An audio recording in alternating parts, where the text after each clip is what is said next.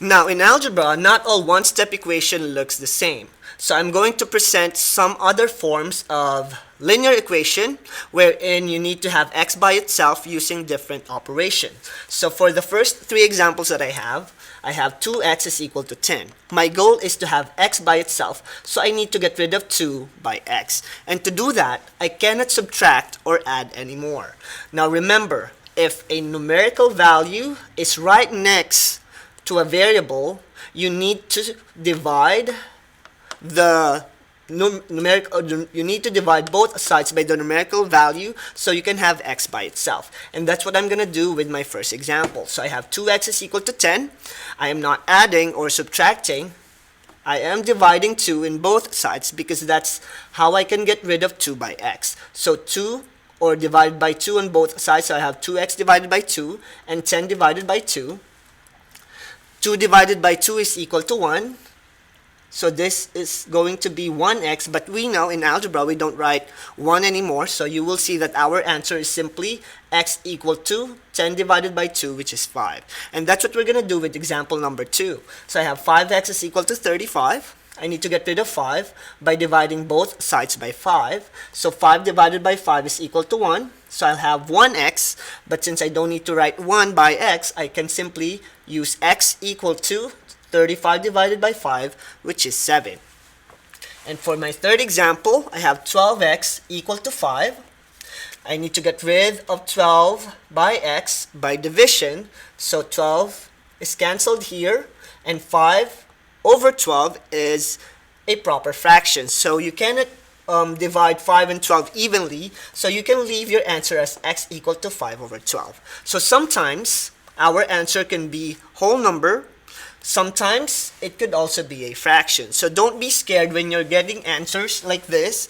You're not making any mistake because these are still number, and in algebra we are presented with a lot of ways on how to answer problems, and sometimes it could be whole numbers and sometimes it could be a fraction.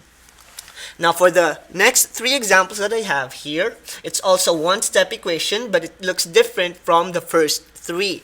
Now you're seeing fractions, and most of you don't like to see fractions in mathematics, but this type of fraction is really easy to solve. So if I have x over 2 is equal to 3, to get rid of 2 so that x is by itself, I'm going to use the inverse operation of division, which is multiplication.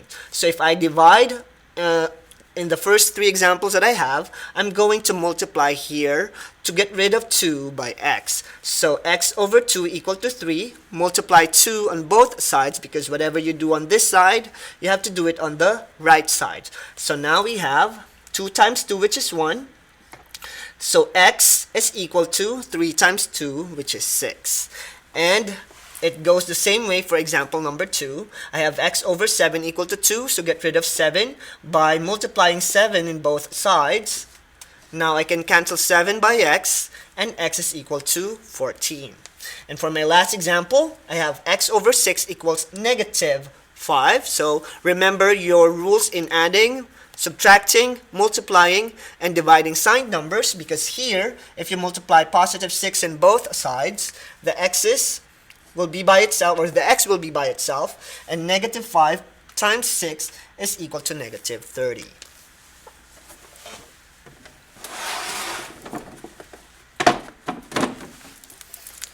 Now we're going to combine all the steps and the process that we learned from the previous slides to answer this question. So this one is a two-step linear equation. So for the first example, I have 2x plus 3 is equal to 11.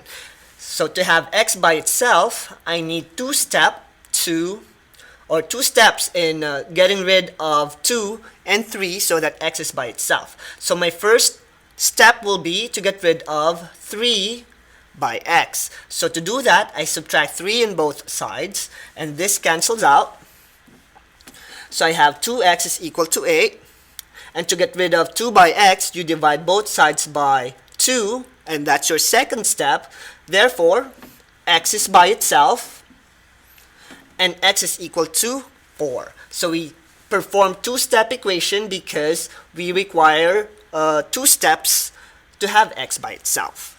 Now for number 2, x over 5 minus 1 is equal to 8. I need to have x by itself, so what I'm going to do is add 1 in both sides to get rid of negative 1. So this cancels out.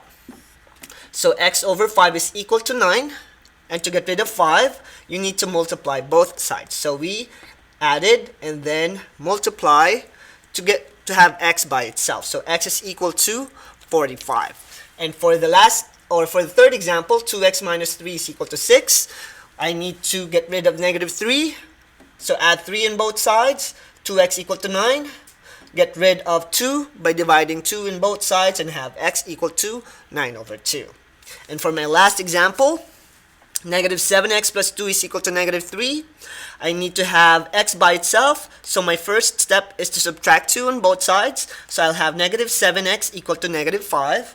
And the second step will be to divide negative 7 in both sides. So this will cancel out, and negative 5 divided by 7 is positive 5 over 7. And that's how we perform solving for x for a linear equation using one-step and two-step equation.